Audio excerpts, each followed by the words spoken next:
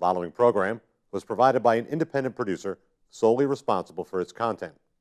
The opinions expressed do not necessarily represent the views of this station, its staff, board of directors, or underwriters.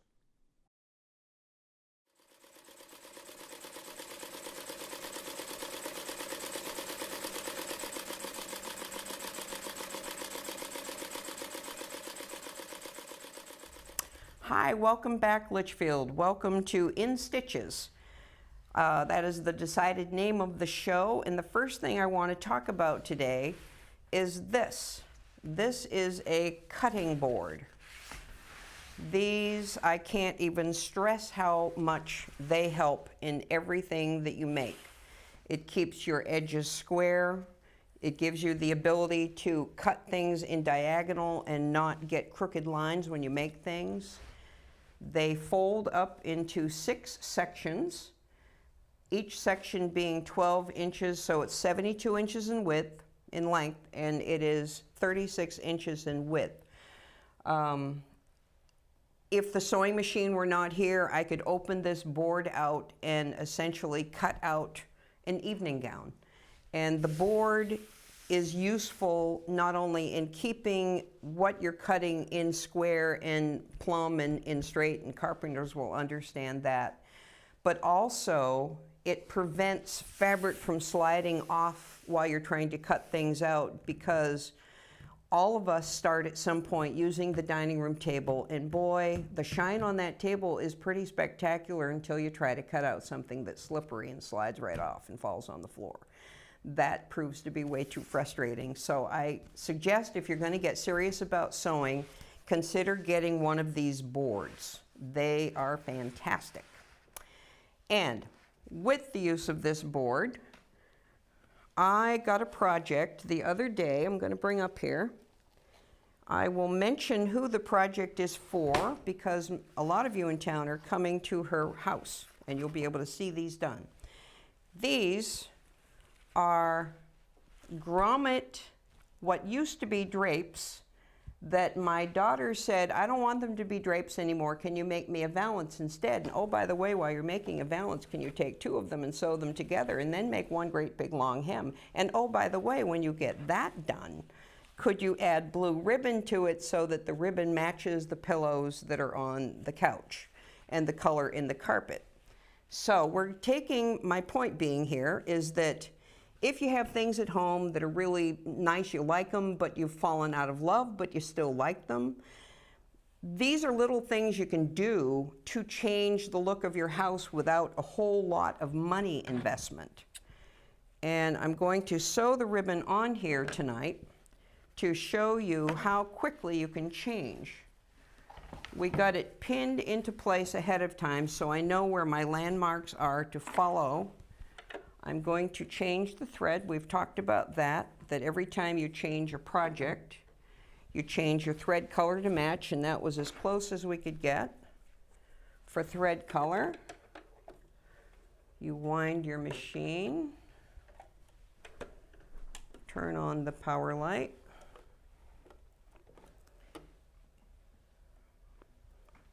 the one thing that always makes the thread go through the needle better is a little bit of spit, because you can make the tip of the thread nice and pointy.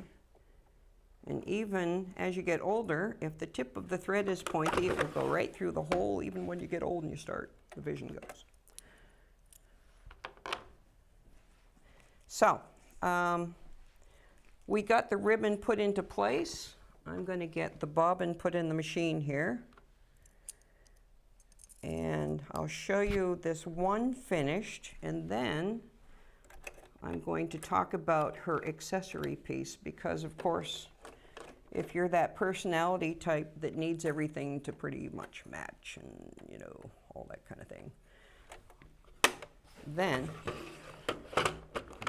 you can do anything to anything in your house and make it perfect. All right. So when you get to the end, or at least for this project, what I'm going to do is just turn this gross grain ribbon, which is 1.5 inches, just slightly at the corner. And I'm going to stitch it onto the curtain. I find my foot pedal, and we just stitch it on. So the first couple of stitches you do slow. Do your back tack so it doesn't come undone. And now, because it's all pinned in place, we're just gonna go in a straight line and stitch from one end to the other.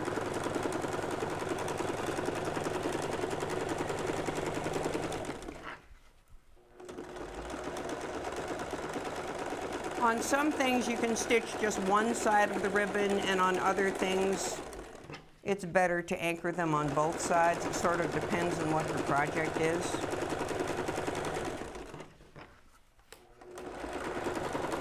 I think that she had said she originally bought these curtains for really, really cheap at one of these job lots places or something, and kind of liked them, but decided this year this will make it different and dress it up for summer a little bit in her playroom. So halfway through, I just got to the midpoint where the seam is, so that's where the two valances were sewn together.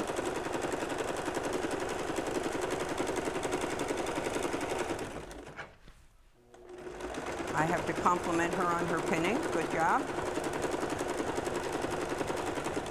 It also takes all the pressure off me that if she didn't pin it straight, then when they're hung and they look crooked, oops. I pinned them, you sewed it where you pinned them, honey. So, you look around your house and you see what it is that maybe a little something in the dining room, maybe a little something in the living room, maybe up in the kids' room if they're getting a little older and they've outgrown some of the juvenile things. It doesn't take much to make a few changes that make a significant difference in a room. So, I fold over the opposite end, do my back tacking again, and here it is stitched on along the bottom. And if you look at the back side, what we decided to do is when it's in the window, the light comes through the single layer at the top, so the color looks a little lighter. But at the bottom, there's a hem, so the light comes through less and it looks darker. So when it's up in the window, when she demoed this for me, it was kind of light and then blue and then a darker shade of taupe, and it's really not. It's all the same color. But with the light coming through it, it looks different. And now we're going to arrange a couple of the pins differently.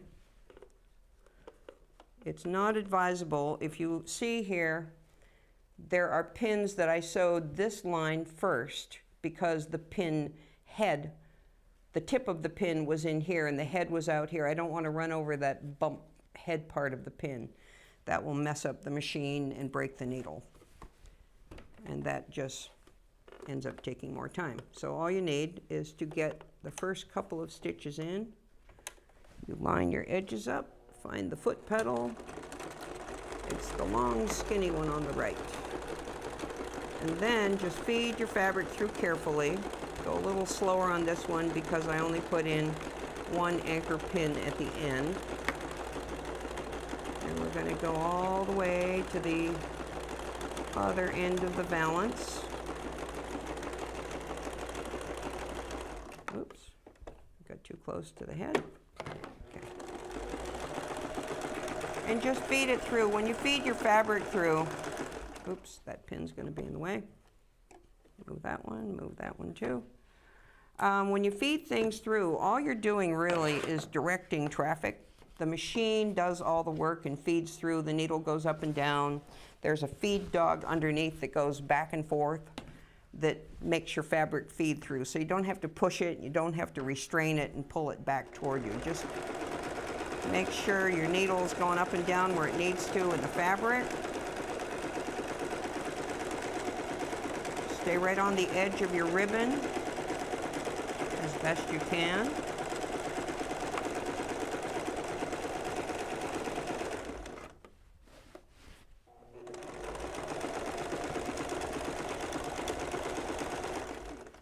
There's the halfway point again, so we've gotten there a second time.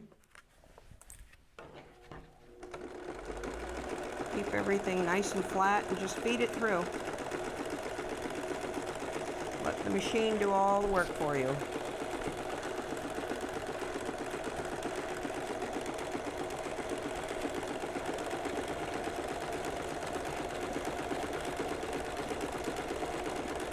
There we go, got a little bit to go. My compliments on the decision for the pale blue ribbon. This is going to coordinate really nicely with the blue in the carpet, the blue in the curtain, and the blue in the pillows. So now when you look at your room, if you just do small changes, you can turn things into something that's a little more modern, a little more aesthetically pleasing. Bar tack at the end. Bring your needle back up to the up position, cut your thread. And so, Litchfield, here is a new valance with a blue ribbon. Can't wait for you to come to Heather's house for her Norwex party, and you can check them out up close. We'll be right back. Hi, Litchfield. You just watched me do some blue ribbon on a valance. This pillow was made from the same fabric that the curtain was. The pillow and the valances were all one great big long curtain, and we decided to change that. We're taking materials that we already have and turning them into something different for a new look in the house. And this pillow underneath this fabric was a yellow pillow, and the yellow showed through this fabric, and the print on the other side of the yellow pillow showed through this fabric. So I took, where the curtains were huge, I took double thickness of the fabric to create a cover for the existing yellow pillow. And my daughter said that she didn't want just a plain flat surfaced yellow, new pillow to cover the old yellow one. So she asked me to make a strip of fabric to put down the middle of it, and I went all the way around. Of course, I'm picking up all the fuzz here. So this is the pillow. We matched up our seams here, so it looks like it came from the store that way. And we got this part of it done. And then she said, well, how about if we do something additional to it with the next pillow, or we can modify this one a little bit. So she went and got this 1/2 inch wide ribbon. It's not gross grain ribbon. It's more like the kind of stuff that used to be, the old timers would remember this, the Venetian blinds, and the blind cord would go this way and then the blinds would all go this way. This is the same type of material. So what we're going to do to this pillow and the second one that will be made is take this ribbon and just add a 1/3 layer of texture to the pillow, so it would go all the way around like that. And then we would do the same thing on this side and go all the way around the pillow a second time. Now, part of the cool thing about this is that she has another pillow that has this Aztec kind of zigzaggy pattern, and I didn't know if I wanted to get myself set up to do all that, so we resorted to the strips just for a little texture. But if I really wanted to get detailed, we could duplicate the kind of pattern that she has in the other pillows that would be a series of squares and shapes and various things. It sounds like more than I want to tackle right at the moment, so we're going with strips. But this is one of those simple projects that you can redo your camp. You can take your cushions that are in your boat, and if things were color that doesn't please you, go to the fabric store or go to the thrift store and find things that you can use and wash and recycle and turn into something all brand new and give your whole house another feel. So this has been an absolute thrill. The show is now called In Stitches. And I want to thank you so much for coming to join us tonight. This was almost more fun than I can explain. So keep all these projects coming, and we'll do this again next week. Have a great night. Good evening, Litchfield. I wanted to come on the show again tonight to be able to capture another one of those magic moments of In Stitches with Joan Kendall. Tonight is a particularly exciting show because the tables have been turned. And I have as my guest tonight John Latsha, who started this entire snowball rolling of me being on TV, and he has a project that he would like me to do right here, right now. So I'm going to bring John on, and we can all say hello, and he can explain what he needs me to do and why. Come on, John. Okay. Hi, Joan. Hi. Nice to see you again. Hi, nice to see you as well. Okay, great. Hey, I saw your show on recent show on Channel 20, and I saw that you were looking for people to come in and maybe have some items done. So I said, my pants have been too long for the last, God, I'd say 3 or 4 months, and I need them hemmed up. Let me have this leg. Okay. See right here, everybody? This is what we're talking. This is the issue. Yeah, that's the problem. So I was just wondering if you can help me out a little bit here with this. Well, I can. Okay. I can. And it's just a very simple matter, John. It takes a few minutes. Okay. I'm going to take a piece of what is called dressmaker chalk. Uh-huh. It's sort of like chalkboard chalk, but it's more Okay. plasticky and rubbery, Yeah, it feels and it like will plastic. put a mark on the spot I want to mark on the back of your pants. Oh, so and you it'll don't- come right out in the wash. So you don't have to use pins or anything Don't anymore? have to No? do pins. I learned about chalk dealing with little kids because they're all wiggly jiggly. Sometimes we are too. I'm trying to get a, just, you know. Right. So I'm going to, at this point, we're going to have John go and trade out the pants I need to do and get the machine set up, and we will be back in just a minute. Hi, everybody. We were just talking about dressmaker chalk, and this is the very thing. I have John here up on a chair. Now, Joan, I'm sorry you have to look at my bare feet, you with everybody else in town, but this has to be done, right? So what are we going to do, right? What we're going to do is, since you don't want your toes out in the open, I'm going to have you turn and face Turn this way? Okay. that way. Because what I'm going to show everybody here is that when I do a pair of pants, see where his heel touches, in this case, the chair, but normally a floor. You take your chalk and just, does that tickle? A little bit. I'm going to put a little mark right in both pair of legs. And the point in this, here, John, you can hold my chalk. Okay. The point in this is that when I do a hem, I'm going to then go by my mark and fold it over pretty much equally all the way around. Now, is that a thing that you've learned through your experience, Joan, or? I learned this by working with wiggly jiggly kids. Yeah, because I remember my grandmother, she used to put, pins and stuff in there all the time. Yeah, and she had a mouthful of pins, and she was Right. constantly, stand still, John. Exactly. If this be the only time in your life you can stand still, do it now.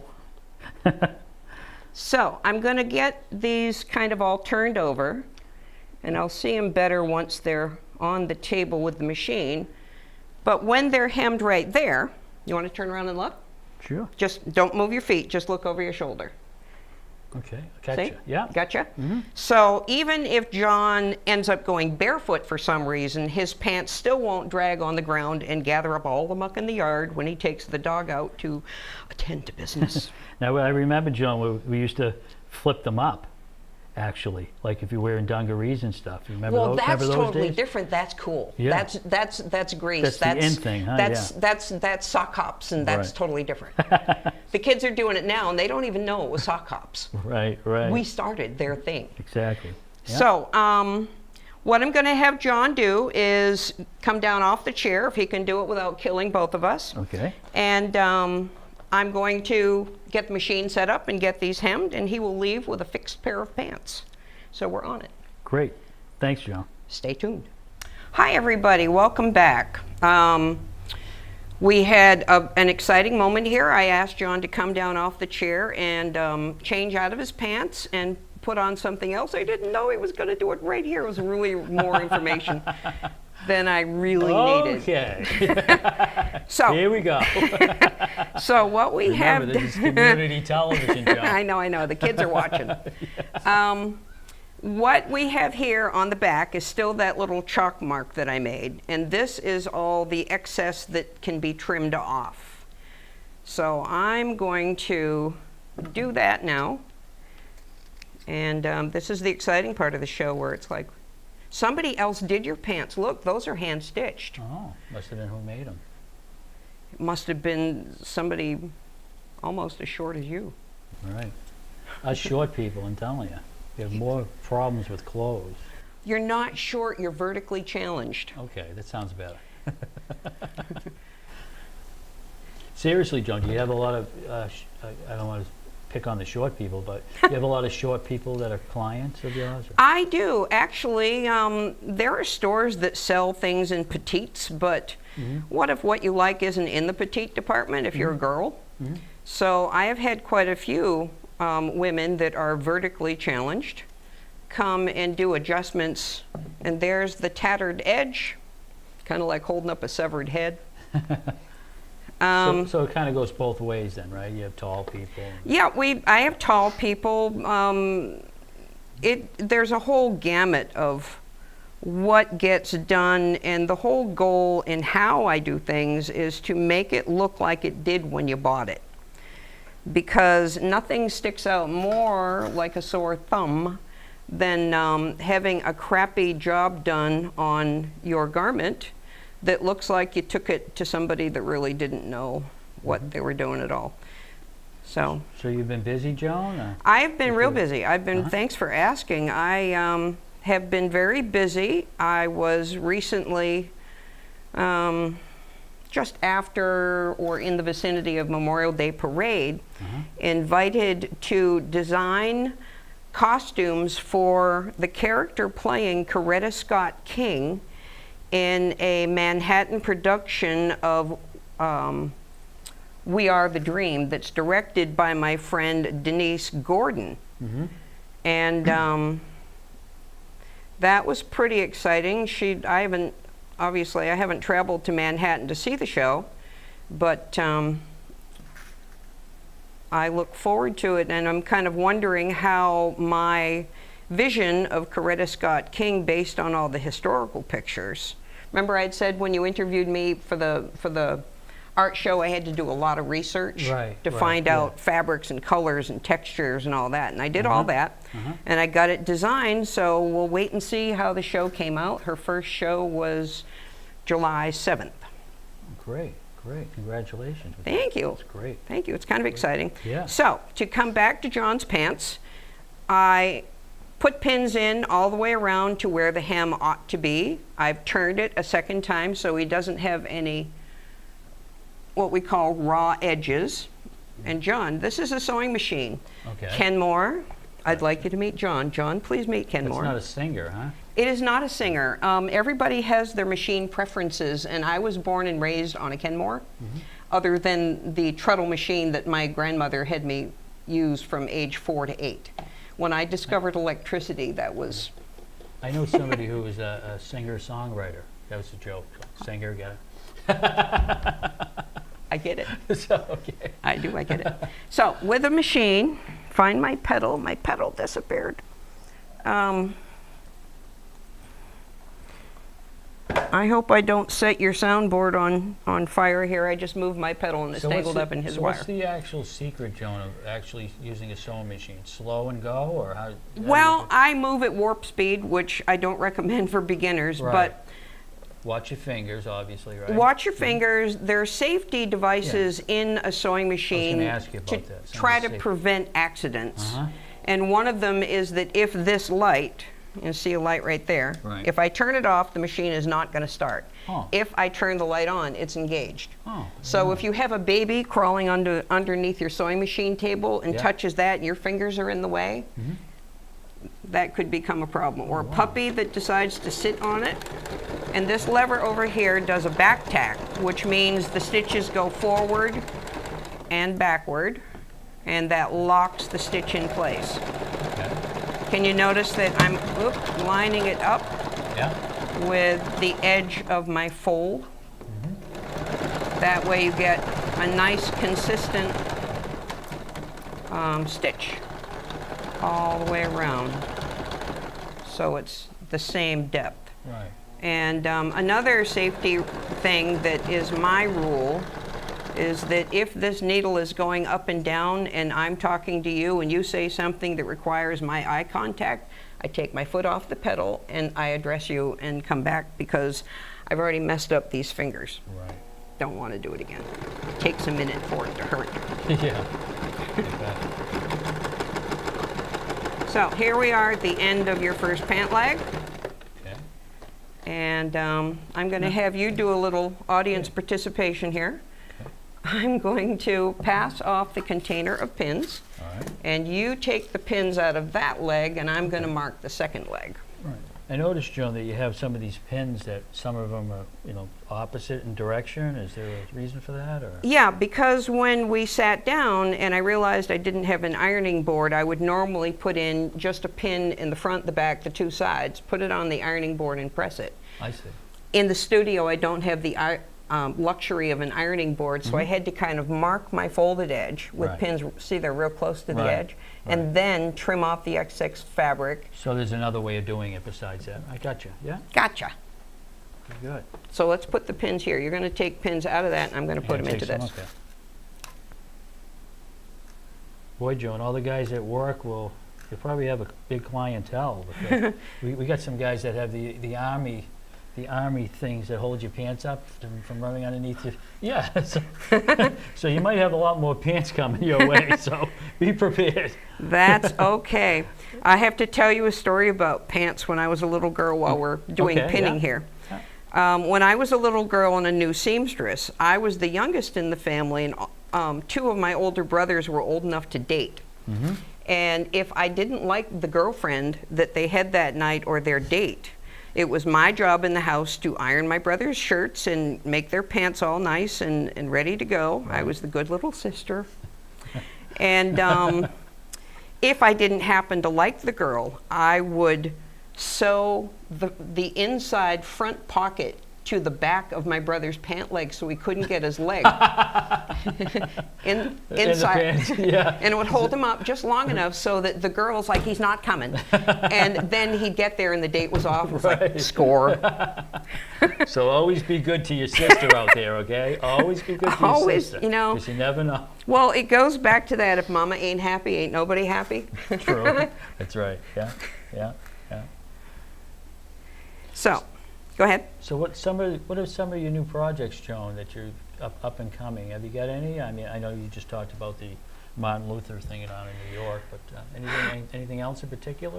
Yeah, there is actually. I, at the end of this month, have an opportunity to go to Agunquit, Maine, with the same woman that had me make the Martin Luther King outfit for Coretta. And she runs a youth theater in Agunquit, Maine. And I've seen the LMS side of theater on a school level, but I haven't seen a lot of it for many years on more of a community theater level. Right. So I'm going up there and watch how she does things and see if I can emulate her actions with drama club down here and costuming and all that sort of thing. So it's kind of interesting. It's a nice time of year to go to Maine. I probably won't see much of the outside Right. unless it's outdoor theater. Yeah, beautiful Maine, right? Beautiful Maine. Yeah. So what we see here as the second pant leg is the excess folded over to this spot is where the actual hem is going to go. I'm going to do the same thing and trim off the excess.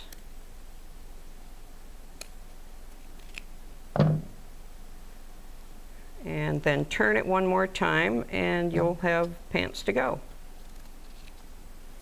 So Joan, have you heard anything from your viewers? I know I've received some letters from viewers from time to time. How are things going with you? Any positive input? I had coming your way? nothing but positive Oh, input. great. Glad to hear that. I'm so glad to hear that too. The town has been absolutely wonderful. And in the pilot show, I had asked people in town to bring things in, and Yeah. that's why you're here with these. Mhm. And And it was also naming the show too as well. wasn't it? naming the show, that was a Right. lot of fun. Right. We decided on In Stitches, and that's because I don't want to have a serious show. Right. I want it to make people smile, and I got proof of that on Saturday. A friend of mine I haven't seen in a very long time came, and she doesn't have cable. And I sat her down in my living room and had her watch the pilot, and she laughed out loud and giggled through most of it. And that was exactly the kind of Response that you wanted, right? Uh-huh. I want to relay information, but I don't want it to be a monochromatic voice. Wouldn't it be excited? All right, now we're going to hem John's pants. Right. Right. That kind of sucks all the excitement out of it. So I wanted it to be fun, and you're my first guest on. So this is really Great, kind of I'm special exciting. then, huh? Great. You are special. You're the one that got me involved in all this, so if it goes badly, I'm going to hunt you down.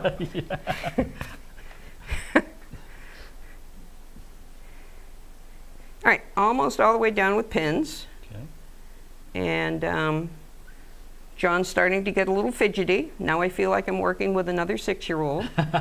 Are we there yet? Are we there yet? Are we Yeah. there yet? I think you said watching paint dry. I think so, right? Wasn't it in the last show yet? Yep, watching, is this like watching paint dry? Right. Or grass grow? Yeah, all Right. the, Right.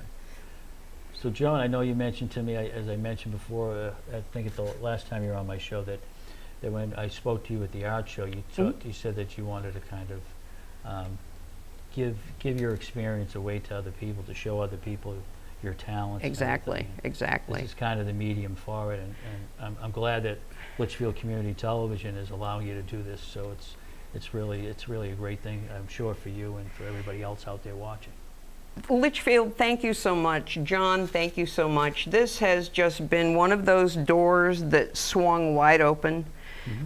And I'm not generally a personality type to ignore something like this, so I jumped right on board immediately. Because everybody in town that might want to know something about sewing can't pile into my little tiny apartment all at the same time. We won't all fit. Right. May I ask how your brother's doing?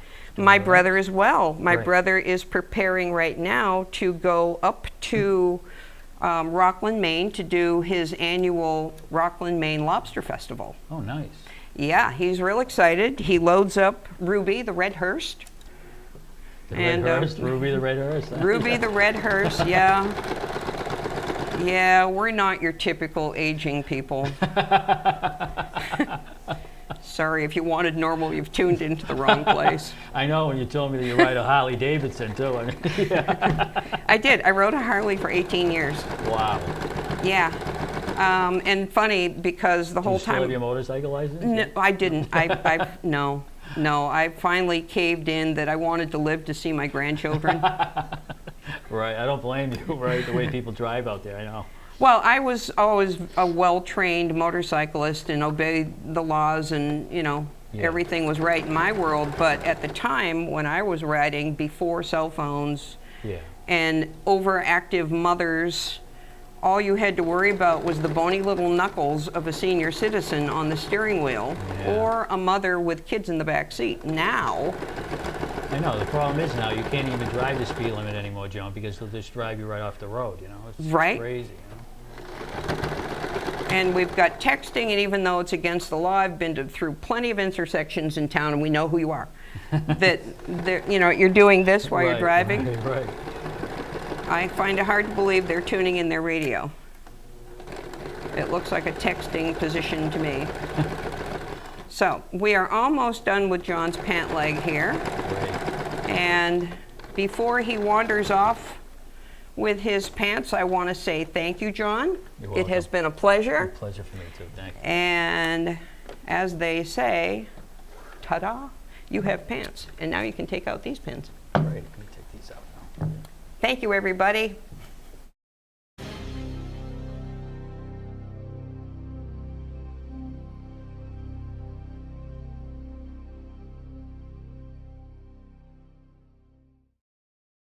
The preceding program was provided by an independent producer solely responsible for its content. The opinions expressed do not necessarily represent the views of this station, its staff, board of directors, or underwriters.